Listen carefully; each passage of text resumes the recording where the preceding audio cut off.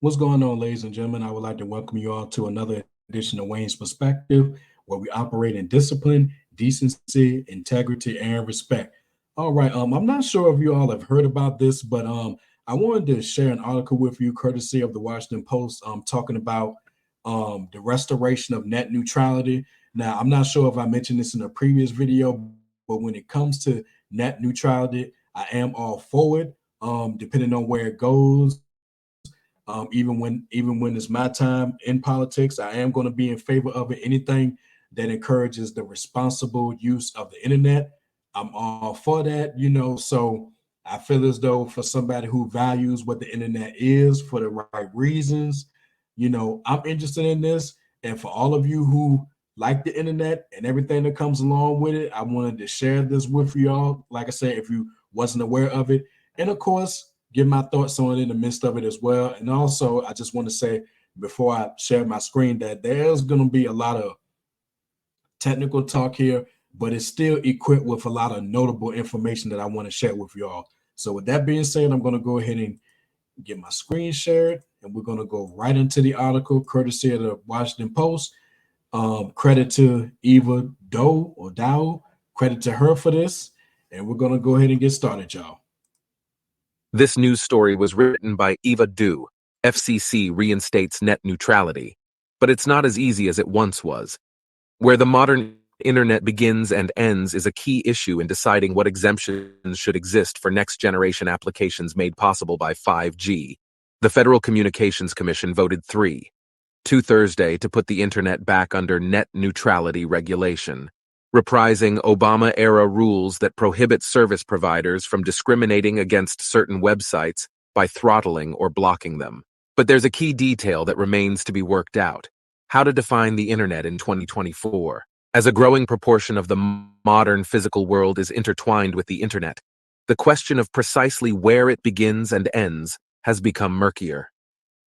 FCC officials stopped short of defining the boundaries at a news conference following the vote, as they continue to study the issue. They affirmed that broadband providers will be prohibited from speeding up or slowing down content on the consumer internet, but will be allowed to run fast lanes for unspecified specialized services. And let me comment on that right quick. So, yes, that is a good decision, affirming that broadband providers will be prohibited from speeding up or slowing down content on the consumer internet. We should never, ever be in a position where providers will have that kind of power to be speeding up and slowing down content on the internet. We should never be there. I just wanted to say that, For y'all. your home basic broadband, FCC Chairwoman Jessica Rosenworcel said, "It is vitally important to us that that service is available without fast lanes and slow lanes." Adam Copeland, Deputy Chief of the FCC's Wireline Competition Bureau, said Thursday that the FCC had amended the language of the guidance to make clear that speeding up content selectively on the consumer internet would be a violation of net neutrality. And it should be a violation with clear consequences. But let's In continue. addition to slowing down content, a clarification that consumer watchdog groups were calling for. Copeland said certain types of enterprise applications would be exempt from these rules. Industry groups have been trying to figure out if this gives them room to sell new premium tiers of service, while consumer advocates warn that it might be used as a loophole. At issue is an emerging 5G technology called network slicing, which some mobile executives argue lies in the hazy realm beyond the internet's borders, unconstrained by net neutrality. Now, this part of the article is where it gets real technical, y'all, but just bear with me because, like I said, this is some notable information. And then there is another part that I'm going to touch on towards the end. But like I said, just bear The with this, proposal y'all. has sparked controversy because these 5G slices may well be core to what the internet becomes in its next phase. The internet has changed dramatically since the early 2000s, when the idea of service providers having to treat all data equally first became popular. Two major changes since then include the shift from personal computers to mobile devices and the growing number of items connected to the internet, from robot vacuum cleaners to entire factories. Technologists are now expecting network slicing to run next-generation killer apps, from autonomous vehicles to self-regulating factories to remote surgeries via robot arms to ultra-realistic video games. all of which will rely on the slice's ability to operate as fast lanes with high speeds and low lag times. It is the technology that will help unlock the full potential of telemedicine, autonomous vehicles, automated manufacturing, and virtual reality, AT&T spokesman Alex Byers said. But is it internet? What is internet? The FCC came up with a list of internet-connected applications exempt from net neutrality back in 2015, considering them not really the internet, even though they were hooked to it. These included heart monitors, energy consumption sensors, and automobile control systems. The FCC said last year it would review the list of exemptions, asking the public, are these still appropriate examples of data services that are outside the scope of broadband internet access service? Since then, mobile operators have pushed the FCC hard for the network slicing exemption. T-Mobile, in particular, sent a 66-page comment to the FCC arguing that network slicing did not meet the definition of broadband internet access service. This has drawn a backlash from consumer advocates, who warn that it may be a loophole large enough to exempt a significant chunk of the internet from regulation, to the detriment of the rest of the internet. When you make those slices, what ends up happening as a consequence is that the general internet gets slower, said Chao Jun Liu, a legislative associate at the Electronic Frontier Foundation. That is a clear violation of net neutrality. It's a complicated question to untangle. Indeed, the structure of 5G, designed to run multiple separated networks or slices at different speeds and latencies, appears fundamentally to contradict the traditional concept of net neutrality of all data flowing at the same speed through a pipe, with nothing allowed to jump the queue or be pushed to the back. Not that long ago, the obscurities of how cell towers worked wouldn't have had much to do with regulation of broadband internet, which ran through fiber optic cables. But the two realms are now very much intertwined, with both technologies under the purview of net neutrality. 5G powers not only smartphones, but also a good chunk of home internet connections in the United States through fixed wireless services. The FCC has been seeking to find a middle ground where consumers' interests are protected, but companies still feel able to innovate. FCC spokesman Jonathan Uriarte said, "The FCC will not allow network slicing to be used as a get-out-of-jail-free card for net neutrality violations. The FCC restoration of net neutrality at its monthly open meeting is part of an expansion of FCC authority called Title II, which grants the agency the ability to investigate internet outages and treats internet service providers as utilities. The FCC first adopted net neutrality in 2015 after more than a decade of debate over the issue.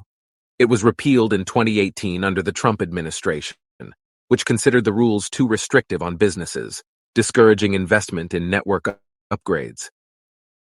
And none of that was true, but I'm going to come back to this right quick. Hold on. The Biden administration has always signaled it intended to restore them, but did not have a Democratic majority on the FCC until this past October.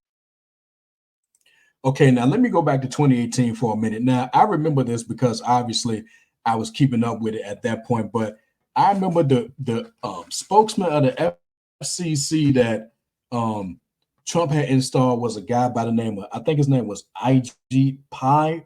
I think that was his name.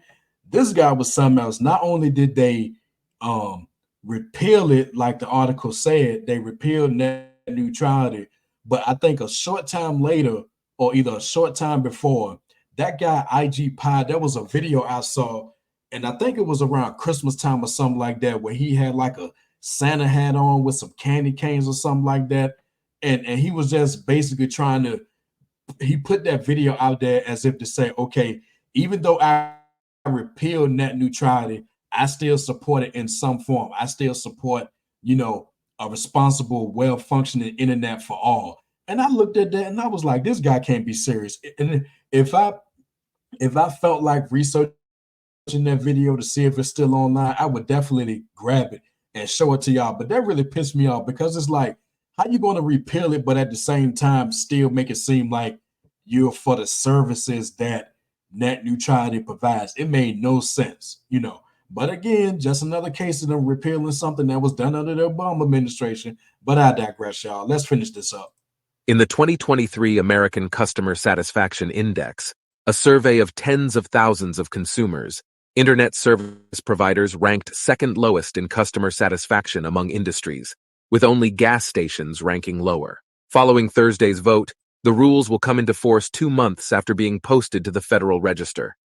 FCC Commissioner Brendan Carr, one of the dissenting votes and a longtime critic of net neutrality, told reporters that he believed the rules would be overturned in court due to there being a significant expansion of the FCC's powers not authorized by Congress, a principle called the Major Questions Doctrine. Now, let me say this. Now, I would not be surprised if this does end up in the court somewhere, which it shouldn't, because it's not restrictive or anything like that. So I wouldn't be surprised if it ends up in court. I definitely wouldn't be surprised if it's kicked all the way to the Supreme Court. And I'm going to tell you something. If that happens, this is going to be another closely watched case to see how the Supreme Court, the conservative leaning Supreme Court, is going to rule on net neutrality. You know, I wouldn't be surprised if we get there. Hopefully we don't, but in today's political atmosphere, landscape, whatever you want to call it, I would not be surprised. Consumer activists began mobilizing around the network slicing issue after noticing that companies such as AT&T and Verizon were already mentioning consumer-facing technologies like video games in their marketing materials about the next generation technology. AT&T is arguing that its deployment of faster slices would be consistent with net neutrality, as app makers would decide if they want to be included in a slice without having to pay a fee, and consumers could decide if they pay for premium service, which the company believes would not be AT&T picking winners and losers. We will implement this technology in a manner that is controlled by end users, creates more choice, and is consistent with open internet principles, said Byers, the AT&T spokesman. App makers, not us, will have control over whether their app uses a particular slice. Some net neutrality proponents say such a solution would not suffice. Barbara Van Schuick, a law professor at Stanford University, said that the creation of these fast lanes would still slow down the rest of the internet due to fixed bandwidth. It's not as if you're just getting something extra, she said. We're using some capacity that would have otherwise been used for the internet. Industry is arguing in return that broadly banning an emerging functionality of 5G would hinder innovation. The CTIA, a lobbying group for the U.S. wireless industry, warned of a chilling effect it termed Mother May I? In addition to the advent of network slicing, telecom industry executives have also been highlighting another change since the early days of the net neutrality debate: the rise of big tech internet giants as a second layer of gatekeepers that can and do discriminate against certain types of content on the internet. Social media companies such as X have been known to throttle traffic to rivals' websites, behavior that would be a violation of net neutrality if done by internet service providers.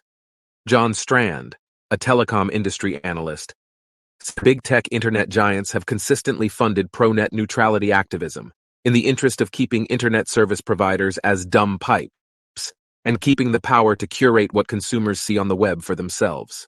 Policymakers should be focusing on where there really are challenges to net neutrality. It's not with broadband providers, it's with big tech, said Jonathan Spalter, president of US Telecom, a lobbying group for broadband companies. That battle falls outside the purview of the FCC.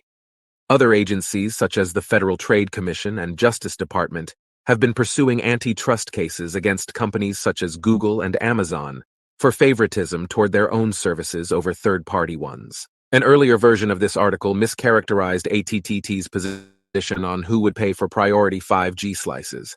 AT&T envisions consumers paying for priority, not app makers. The article has been corrected. All right, y'all. So there we have it. So I want to mention one more thing before I close this video. I would like to give an endless amount of credit to whoever made the decision to take the internet from dial-up to wireless, because all of those of a certain age, you remember back in the day when the internet was still in its infancy, and the only way that you could really access it outside of going to school or to the library was through dial-up. Remember when you would be on the internet for hours at a time, but you had to take the risk, the unfortunate irritating risk of tying up somebody's phone line and all of that. I do not miss that at all. So major props to whoever decided that it was a good idea for us to be on a wireless network and not have to worry about jacking up phone lines and all this other mess just to get access to the internet. So with all that being said, ladies and gentlemen, if you like what you heard and you're ready to become part of Team Discipline, go ahead and hit that like button and drop some comments if you're feeling the content. Let me know your thoughts on net neutrality. Are you for it? Are you against it? Also, where do you see the internet overall within the next 5 to 10 years? Do you think we'll largely be where we are now, or would things be drastically different? Let me know what you think. Last but not least, hit that subscribe button along with the bell so you're notified when I drop new videos. And until next time, my people, take care of yourselves and remember the power of the mind is valuable.